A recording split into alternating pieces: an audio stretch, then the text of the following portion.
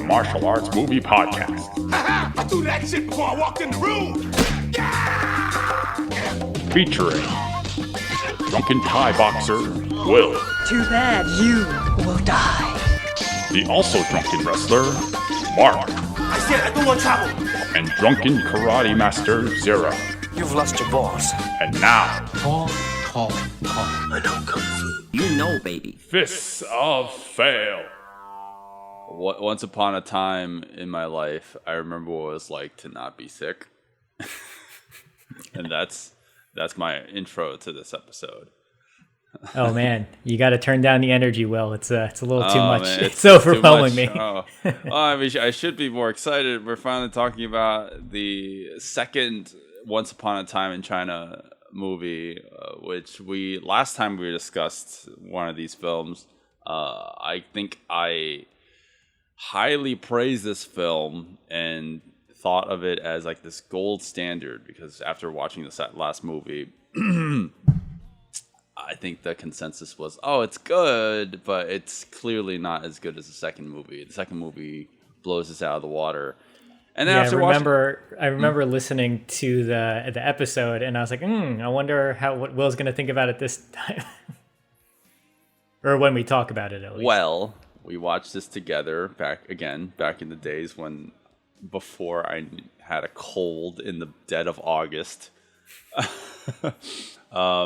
And it's not as great as I remember it to be. And oh boy, am I just waiting for a whole buttload of negative responses to that. But it's not horrible. It's just not as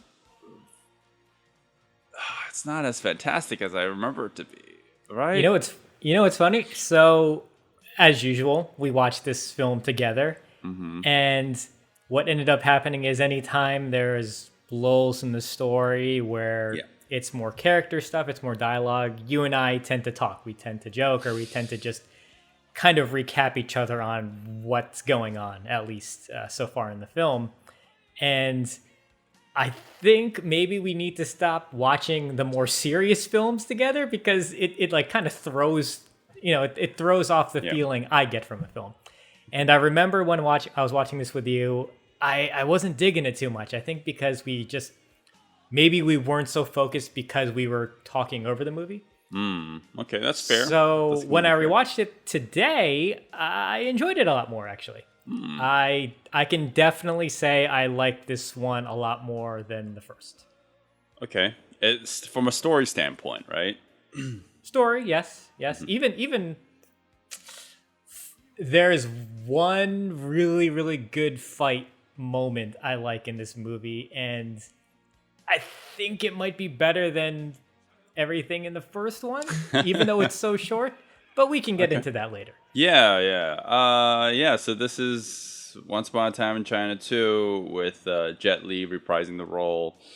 And maybe the reason why you think the action is better because there's more cohesion, because it's not two action directors fighting over the spots, right? Yuen Woo-ping is finally fully credited for this movie, and it's clearly his direction throughout the whole thing.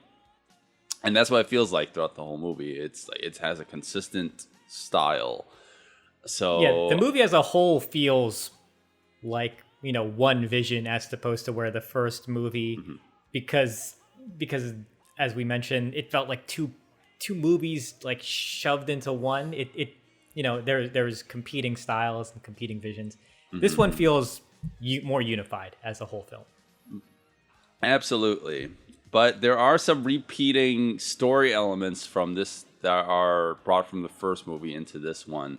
The first one being that obviously there's some is the Western influence storyline or Western influence in general. Is that considered a good or bad thing for like a developing southern China, right? That was always like the kind of like the underlying themes behind the first movie. Here it's the A-plot. It is the main struggle for our characters in this movie, and we almost recycle a very similar villain kind of trope. Not trope, but there is a villain in this movie. He doesn't ultimately become the main villain, but he is one of the major villains, his main fighting ability is the ability to take as much hits as possible, basically be invulnerable, and like it's basically almost a rehash of a very similar character trait from the first movie, from one of the villains in that film. But here I feel like they go. He was like Iron Vest. Yeah, yeah. He was one of the Sifus. He was a Sifu, ended up being for Yun Bu. And in this movie, we have the White Lotus, I guess, cult leader. Yep. And he is impervious to all pain, not just Iron Vest, but, that we find out that's not exactly the case. I mean, he gets kicked in the balls in the beginning of the movie, and he's perfectly fine with that. All right. Yeah, I mean, unlike the villain of the first movie, I guess we kind of upped the ante because the villain of the first movie, spoiler alert, he dies by gunfire. And in this movie, we rectify that immediately in our very opening sequence where like he's getting shot at and he's completely impervious to it. So I was like, oh, it's like an actual threat. And not to immediately go into the fighting right away, but just to set up what's at stake here, there is actually... It feels like we're just upping the ante from the first movie, right? So I can totally see that. And we have Donnie Yen in the film. So what can go wrong? I mean, and I don't even know if I'm being sarcastic or not. Because I don't know. I watched it again, and I also felt like it's still not as great as I remember it to be.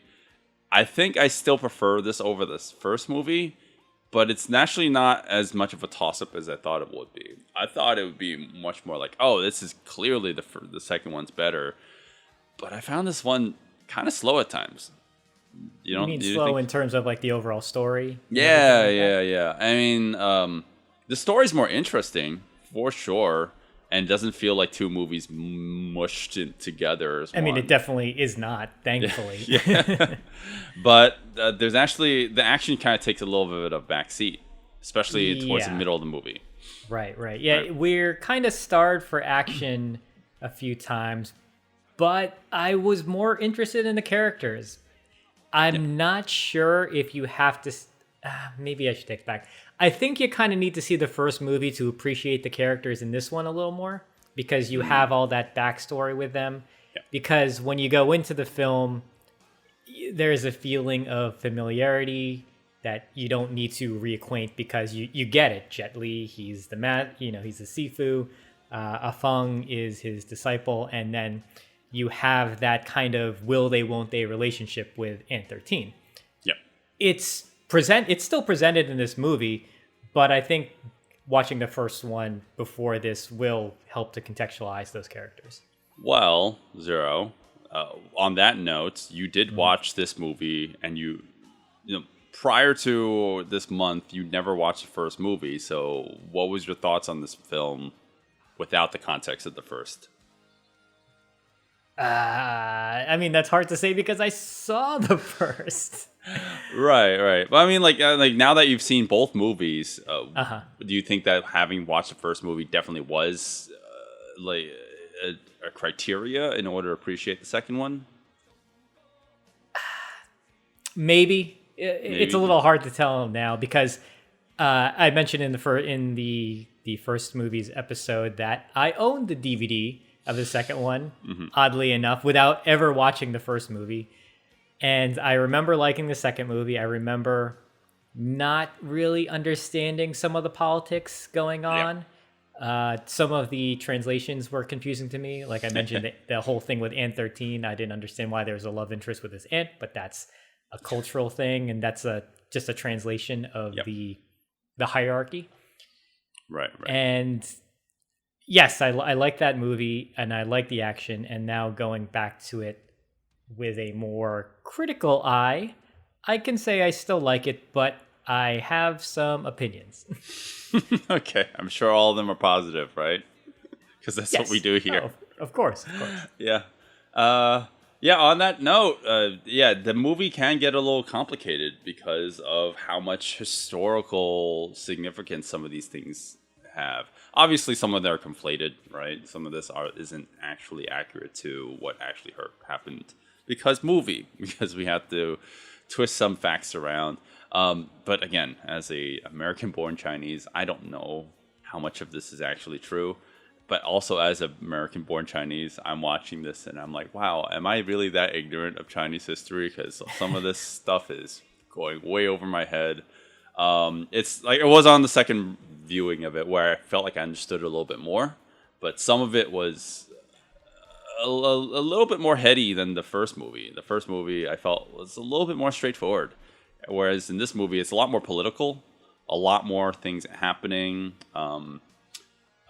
But it's also what makes this movie more interesting. I think that the White Lotus Society, which is supposedly based off of an actual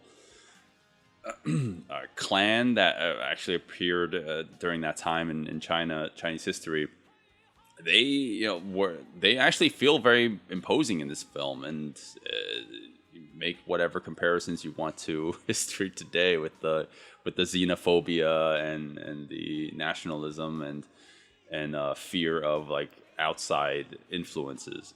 But I actually found that stuff really interesting. And then Donnie Yen's inclusion or his storyline into the movie, that's where I felt like I got lost the first time watching this again with you.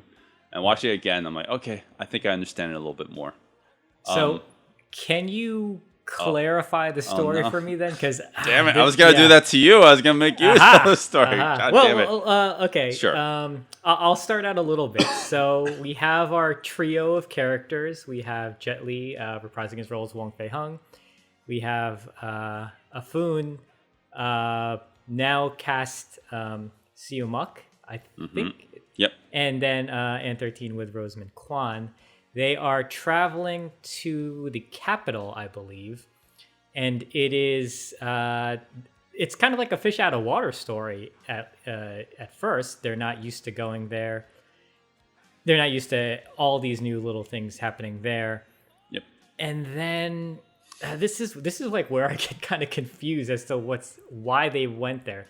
They went there because they were attending some sort of medical conference, and they get twisted up in the shenanigans of the White Lotus Society, Foundation, clan, cult, whatever they're doing, and they have to try and I don't know. I can't really recall. Like I just know they have to try to fight their way out. Essentially. I only understood the element. Well, I mean, I understood the element of Wong Fei Hung coming to this area to teach in a seminar the efficacy of Eastern medicine versus the Western medicine, trying to like really explain that all. And I thought that scene was really interesting. And then afterwards, it's just them trying to escape the city and go back to home because it's just becoming a war zone because of the White Lotus clan coming into conflict with the Westerners that are occupying the area. Yeah, the British occupied, I guess, places. Yeah. What do you call that?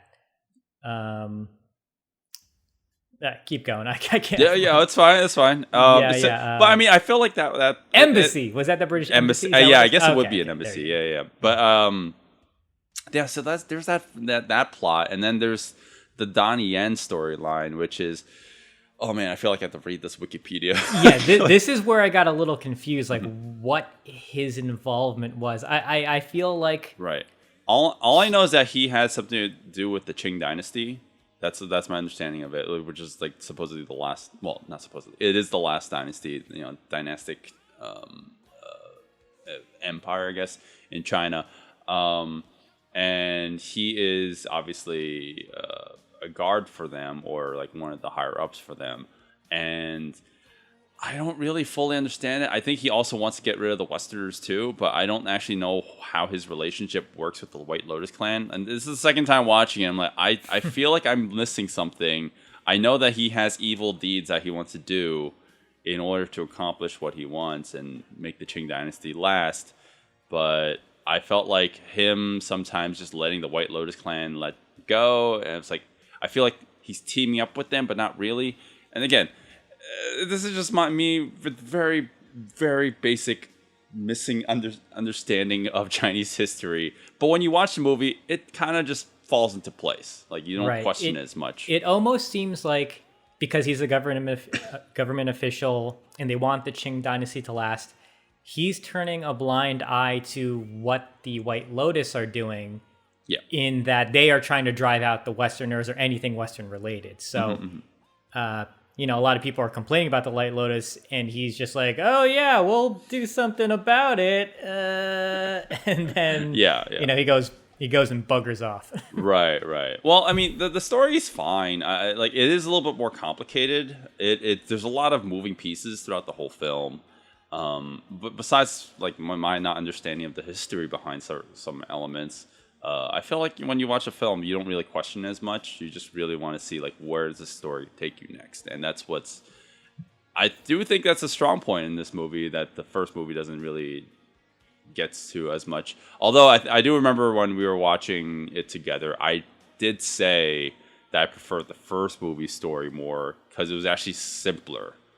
The first movie's story is actually incredibly straightforward, even though it does feel like two movies meshed into one. This movie is a little bit more involved, but at the same time, I can see where you're coming from and think that the second movie it's like there's more drama, there's a lot more like tension that happens. You know, that's not just a straightforward action fodder for Jet Li to fight people. And then on that note, I was going to talk about the characters. There's actually not that many, for the most part. Yay. For the most part. Yay, they listened to me. They didn't consolidate. They did remove characters. Yes. Thankfully, it's just, you know, the main trio. And then there are obviously two bad guys, which I'm not crazy about. I think they should have went with one or the other.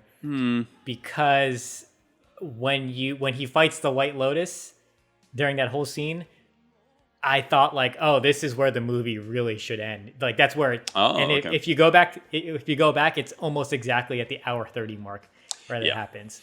So just a personal preference. I understand. Well, aren't you glad this movie isn't 2 hours and 15 minutes like the original movie? It's almost 2 hours. It gets close. Almost, yes. Almost, yeah. I'm glad. I do feel the length of the movie sometimes, but at least throughout we get upgrades in terms of almost everything. We get a consolidation of characters. Maybe not consolidation. We truncate some of the characters because one, we're in foreign land. There's no reason for all of Wang Fei Hong's posse to be there. It's like oh, I'm going away. All right, everyone, come with me. Right. Yeah, we don't have Jackie Chung's character from the last one. We don't have that Butcher Wing character. They just got rid of They got rid of the fat. No pun intended.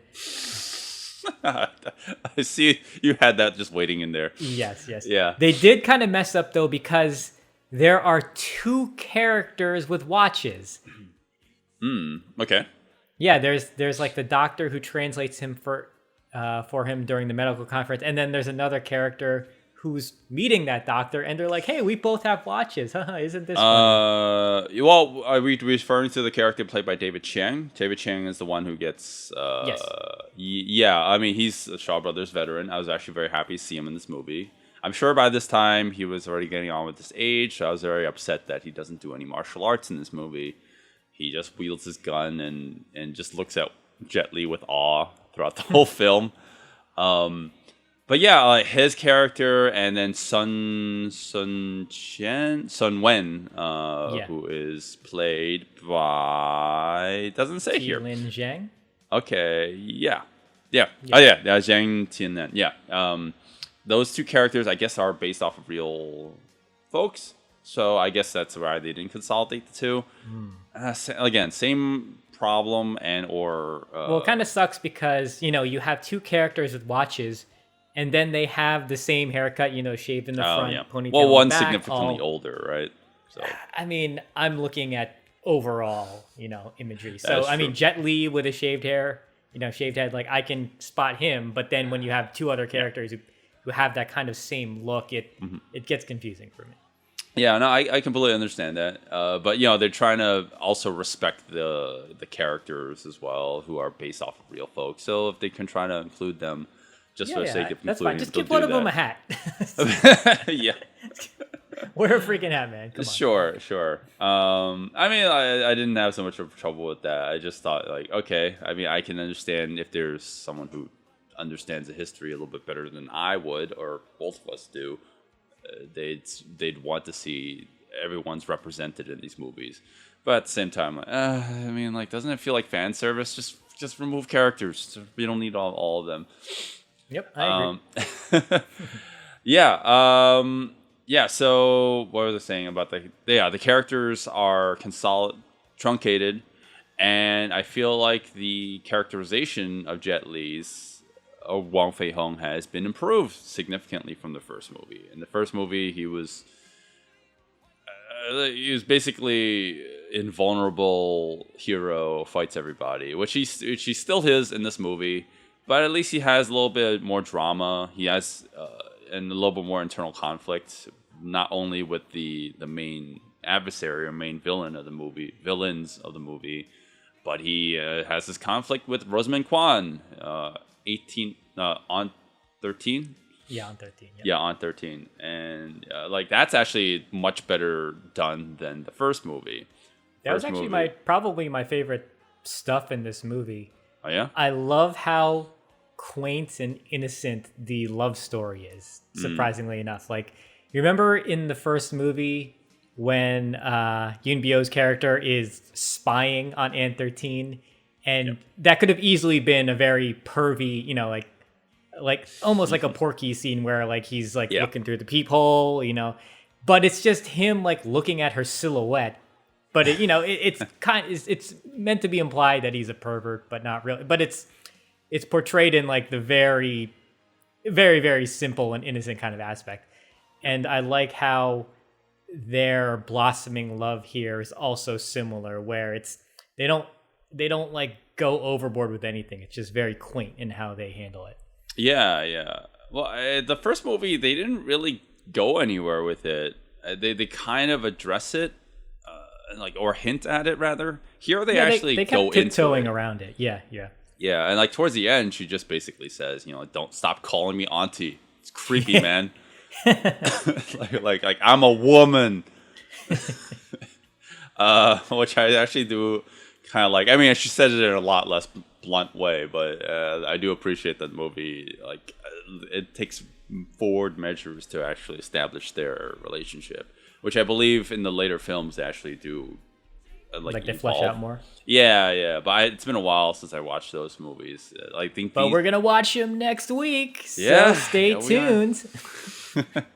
One great thing about that's the first two movies really stand out a lot in my head. They actually have free real estate in my brain. The rest of the series, not so much. I really will have to watch them again. But yeah, the one thing I remembered from this movie is that the action was really good. After watching it again, I don't necessarily believe that's entirely true. It's not black and white. It's superior than the first movie in certain aspects, action-wise, and then it's not as good in other aspects. Primarily quantity. There's a lot less action in this movie than the first movie, right? I mean, if we're just quantifying it, I'm not saying about anything about quality. I think so in terms of numbers of fights, maybe, but the last two fights, when he fights the White Lotus clan, I don't even know if it's clan, when he fights the White Lotus, and then when he fights Donnie Yen, like, those fights are broken up into multiple different parts. So the fight keeps on evolving. Yeah. We get story beats to move things along, so it's not all fighting, and then it changes again. It changes into something new, so it's not just becoming stale and repeating itself. Yeah, that's true. But then, like we said before, the last two fights are the best, but like we said before, the earlier portions of the movie, they're kind of just, there's some fighting in the beginning, and then there's a lot of story in the middle. Yeah, there's like action moments that happen, but I wouldn't say there's any fighting or not a lot of fighting. There's when the White Lotus storm the embassy at night. That one scene, there's action beats and there's a few moments of choreography, but it's nothing we could really break down. Like he's like fighting off guys with spears and all the arrows are flying. It's not like he's fighting too many people. Which segment are you? I'm thinking like when you think. Are we talking about the arrow scene? Because there's like there's multiple arrows. Yeah, there's multiple scenes with arrows. That's why I was like, wait, which scene are you referring to? Because you could be referencing like 5 scenes right there. Right. Well, you know what was funny? I noticed there was a deliberate choice to transition scenes with a flaming arrow. It happens 3 times. Okay. All right. Yeah. You have to remind me of that. Cut to it now. Oh, okay. Watch us on YouTube. plug right here. Support us on Patreon. Hey guys, thanks for listening to the podcast. We're at the point where we give our recommendations, but there's a whole wealth of audio you would be listening to here if you follow us on Patreon. There you can listen to the entire episode, including an exclusive action breakdown of the fights in the movie. And now on to our final thoughts. And then after that, the movie's over. And yeah, very abruptly. Very abruptly. That's it for the fighting and the movie. The movie, yes. As well, surprisingly, it ends a little abruptly. It almost feels like because we've gone this long that they're going to just drag it out a little more. We're going to wrap things up. We're going to have more of an epilogue feel to it. But nope. And 13's on a boat to Taiwan, I think. I think it's Hong Kong. Oh, it's Hong Kong. Okay. I think. I'm pretty sure it was, yeah. So she's on a boat, and Jet Li's like, wait for me. Yeah. And then Jackie Chan's like, all right, let me sing the song. Oh, the Mandarin version is Jackie Chan. The Cantonese version is George Lam. And if Mark was here, it'd be him, because he loves that fucking song. Yeah, Once Upon a Time in China 2. Not as good as I remember it to be. Not terrible, but not as good as I remember it to be. Zero, what are your thoughts on this movie? I liked it. I had fun with this. Mm-hmm. As I mentioned earlier, when we first watched it together, I don't know, for some reason I wasn't digging it, but I think that's because we were kind of distracted by talking to each other and joking around and not fully paying attention. So I was kind of obviously getting lost because I wasn't paying attention. Okay. Upon the rewatch tonight, I enjoyed it a lot more. I appreciated it a lot more. And the fights didn't exactly hold up in my mind, but I did realize I liked one moment a lot better than I did from when I was younger, which initially spurred me to buy the DVD. Okay. So, whoa, okay. So that's is that your general take on the movie? Yeah, I liked it. I recommend it. I do like it better than the first one.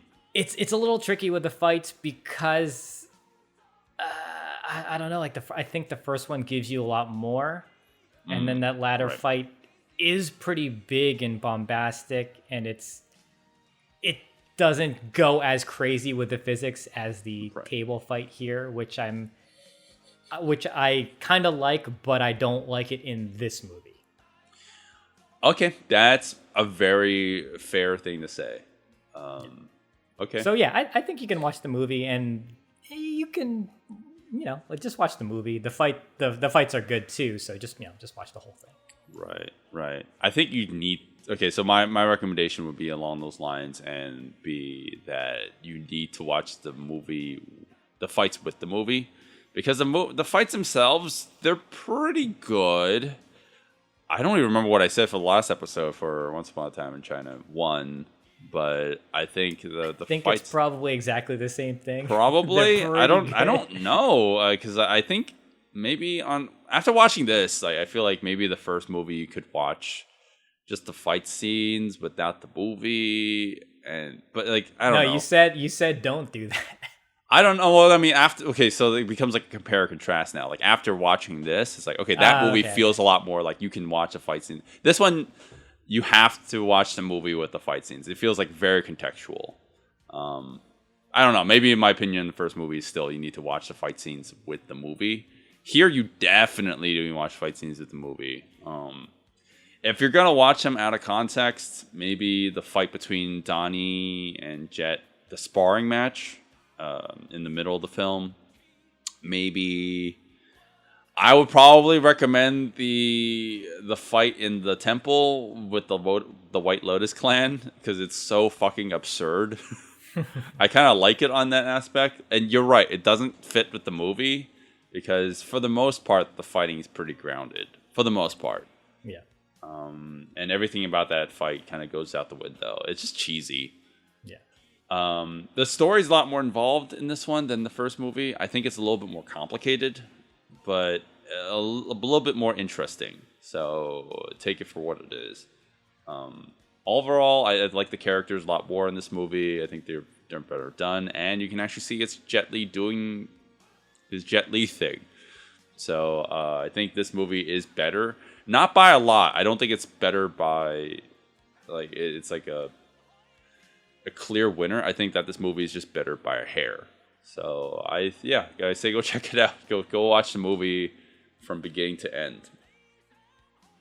So that's Once Upon a Time in China 2, and that is as good as it gets because I'm sure it goes downhill from here.